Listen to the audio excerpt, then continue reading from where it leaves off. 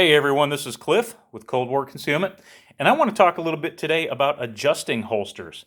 So we're going to start out with this Smith & Wesson Shield EZ here. We're going to go ahead and clear this gun, make sure there's no ammunition in it, and it is clear.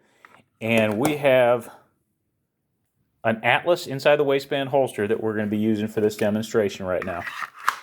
So when people put a gun in a holster, in a Kydex holster for the first time, if they're not familiar with Kydex holsters, a lot of times what people will do is they'll hold it like this and then try to feel the draw of the gun. Well, when you're holding it like this, what you're doing is you're locking the gun in there. You're not going to get it out because you're literally squeezing it in there. So the best way to get the feel for how the gun fits into the holster is to hold it by the belt clip and draw it like that, okay? That gives you a pretty good idea of how the retention is going to be on the holster, but the best way to check it is to actually, with your weapon cleared, unloaded and cleared, put the weapon into the holster and then put the holster on, because when you're actually wearing it, your belt is going to be going through here, your waistband, is going to be putting a little bit of pressure on there as well.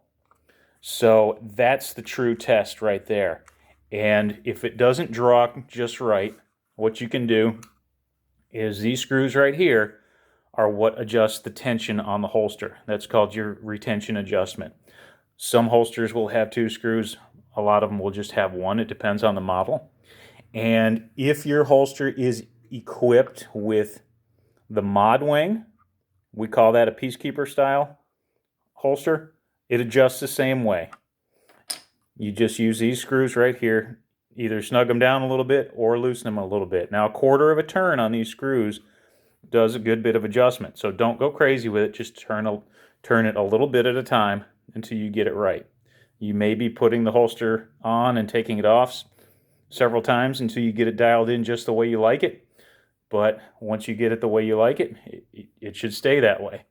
You shouldn't have to adjust it again.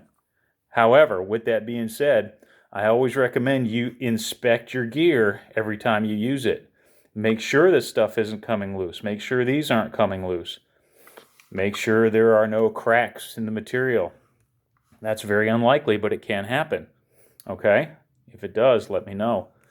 One other thing I want to point out right here, especially on this Atlas style holster, which does not have the mod wing, we've got an extra hole right here. And what that is intended to do is you can take this screw out and the post behind it, that's the hardware piece behind it, and the spacer, and you can rotate that belt clip, screw it back together using that hole, and that tilts the holster forward a little bit, and that's called giving it a forward cant.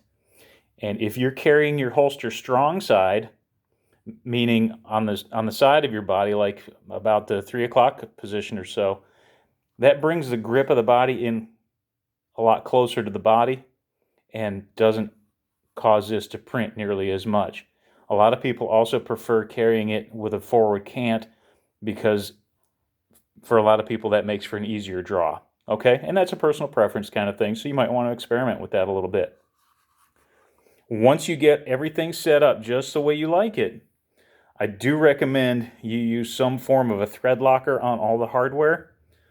Depending on what kind of thread locker you use, that might be an absolute permanent situation, or there's other types of thread locker. One that comes to mind is called Vibratite VC3, which will hold the hardware where it's supposed to be, but you can loosen it up if you need to make any further adjustments. Okay? So if you have any questions on any of this, I hope this is a helpful video, but if you still have questions, feel free to let us know. This is Cliff with Cold War Concealment. Thank you for checking out this video, and I appreciate you. Take care.